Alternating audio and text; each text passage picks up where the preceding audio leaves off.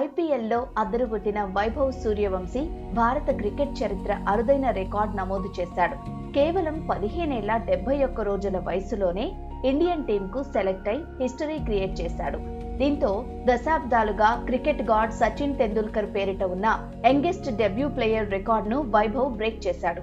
సచిన్ 16 ఏళ్ల 205 రోజులకు పాక్తో test match ద్వారా అంతర్జాతీయ క్రికెట్లోకి అడుగుపెట్టాడు. కాగా రాబోయే ఐర్లాండ్, ఇంగ్లాండ్ టూర్లతో పాటు జపాన్లో జరిగే 2026 ఆసియా గేమ్స్ కు ఎంపికైన టీంలోనూ ఈ 15 ఏళ్ల చిన్నోడు చోటు సంపాదించాడు. నిజానికి ఎప్పటి నుంచో టీ20 క్రికెట్లో వైభవ్ పేరు వినిపిస్తూనే ఉంది. కానీ ఇన్నాళ్లు ఏజ్ విషయంలో ఎంపిక ఆలస్యమైనట్లు రూమర్స్ వినిపించాయి. అయితే 2026 ఐపీఎల్ సీజన్ లో సూర్యవంశీ చేసిన బ్యాటింగ్ విధ్వంసమే టీమిండియా సెలక్షన్ కు కారణమని చెప్పవచ్చు.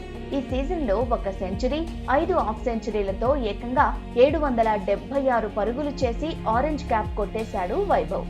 కేవలం రన్స్ చేయడమే కాదు, 237 స్ట్రైక్ రేట్ తో ఏకంగా 72 సిక్సర్లు బాదాడు. దాంతో ఐపీఎల్లో emerging player, most valuable player అవార్డులను క్లీన్ స్వీప్ చేసి డైరెక్ట్ గా టీమిండియాలోకి ఎంట్రీ ఇచ్చాడు. అందరూ ఊహించినట్లే టీ20లకు కెప్టెన్ గా శ్రేయస్ అయ్యర్ ఎంపికయ్యాడు. సూర్యకుమార్ ప్లేస్ లో అయ్యర్ కు ఛాన్స్ లభించింది. ఐపీఎల్లో అయ్యర్ కెప్టెన్సీ ట్రాక్ రికార్డ్ చాలా బాగుంది. 2024లో కోల్కతాను ఛాంపియన్ గా నిలపడం, ఆ తర్వాత పంజాబ్ కింగ్స్ కెప్టెన్ గా టీంను బాగా నడిపించడం అతనికి ప్లస్ అయింది. లీడర్షిప్ తో పాటు 2025 సీజన్ లో 600కు పైగా రన్స్, ఈ 2026 సీజన్ లో 498 రన్స్ చేసి మంచి ఫామ్ లో ఉన్నాడు శ్రేయస్. ఈ కొత్త కెప్టెన్, కొత్త టీంతో భారత్ ఇప్పుడు యూకే పర్యటనకు బయలుదేరుతోంది.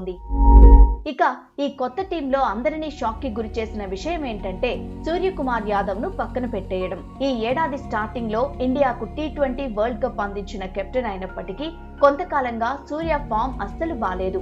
ఇంటర్నేషనల్ మ్యాచ్లతో పాటు మొన్నటి 2026 ఐపీఎల్ లో కూడా సూర్య ఘోరంగా ఫెయిల్ అయ్యాడు.